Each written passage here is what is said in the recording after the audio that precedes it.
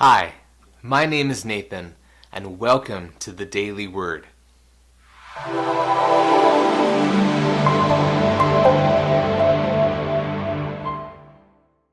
On today's episode of the Daily Word, we'll be in John chapter 13, verse 37.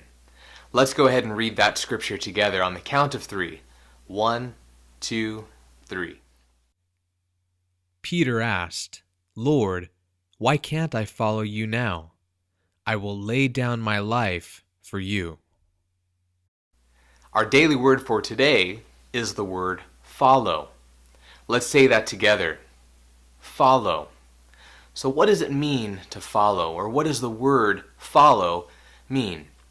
It means to go after or move behind something else, a different object.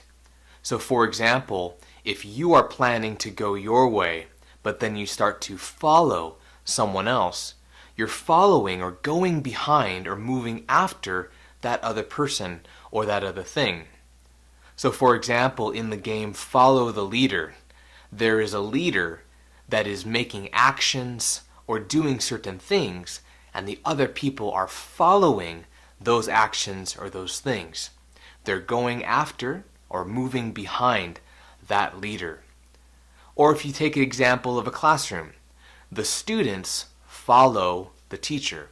The teacher will move a lesson forward, will teach certain things, and the students will go after or move behind and follow those things being taught. Or for example, we have rules to follow. Those rules are in front of us, things that we should do to make sure that society works and functions properly, and we follow those rules. So in essence, you have a target or a thing you're looking at, and you're going after or moving behind that thing or that object. To follow. So now that we have an understanding of the word follow, let's put it back into the scripture and try to understand what's happening in John 13:37. What we have here is we have the end of Jesus' ministry, where he's telling his disciples that from this moment forward, they cannot follow him. It's a very strange thing to the reader. It's also a strange thing to the disciples in the gospel. For 3 years, they've been dedicating their lives to following Jesus, moving step by step, following him in his ministry, learning what he says and following his teaching, following his promises, following his commands. But then abruptly in this chapter, Jesus says, "Now, where I'm going, you cannot follow." And you can imagine the surprise in the disciples saying, "Why can't we follow you? That's all we've done, is follow you." And the reason, or the answer, is the most important part of the gospel.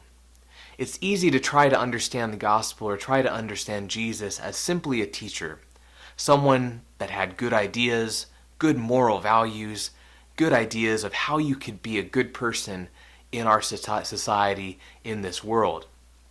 How to be nice, how to have peace, how to love each other.